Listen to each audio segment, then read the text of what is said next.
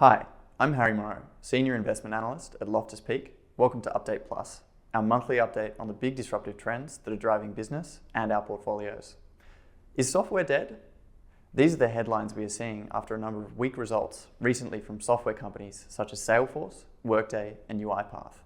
The software bellwether Salesforce only missed first quarter revenue expectations by $20 million, guided to second quarter revenues below market expectations by $120 million, but its market cap fell a staggering $53 billion. So what is going on in software at the moment? Wasn't software supposed to be a beneficiary of AI? We think a few things are impacting the demand environment. One, uncertain macro. Rates are staying higher for longer, and a number of software companies are seeing headcount pressure across its enterprise customers.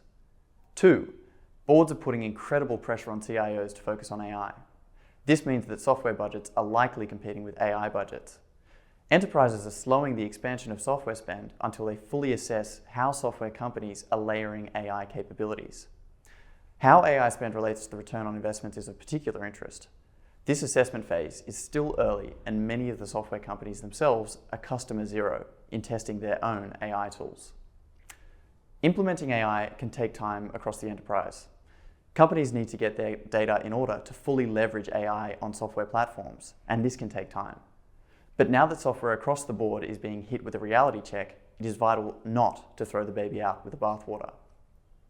Generative AI models are large statistical functions mapping inputs to outputs. Ideally, they will produce average outputs, although they generally perform a bit worse. For natural language processing problems, using generative AI is a compute-intensive way to produce an output that almost any human can already produce. In the same vein, the average code copilot can code a little bit worse than the average coder. However, few people can code, making the copilot much better than the average human. The deployment of coding copilots is a software problem, and the subsequent processing of that code into workable software is also a software problem. ServiceNow indicated that developers are accepting its GenAI-powered code generation tools 48% of the time. In the portfolios we manage, we have exposure to the disruption of code generative AI through Microsoft, GitLab, and ServiceNow.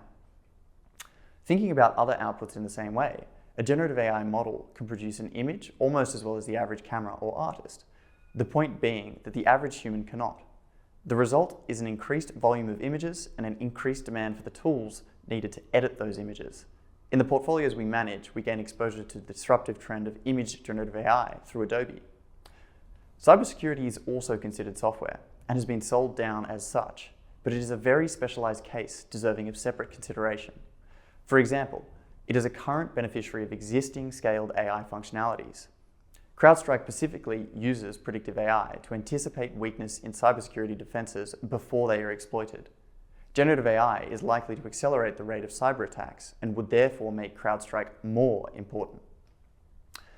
While we can see the first shoots of where AI disrupts software, it remains early days. It should be no surprise that the beneficiaries of this disruption are selling both the tools needed for managing the output of AI, as well as the AI models themselves. Perhaps the next big pure-play AI software service is already out there. However, in the absence of that existing primary business, it will be hard to spot and harder to scale. I'm Harry Morrow. This is Update Plus. See you next month.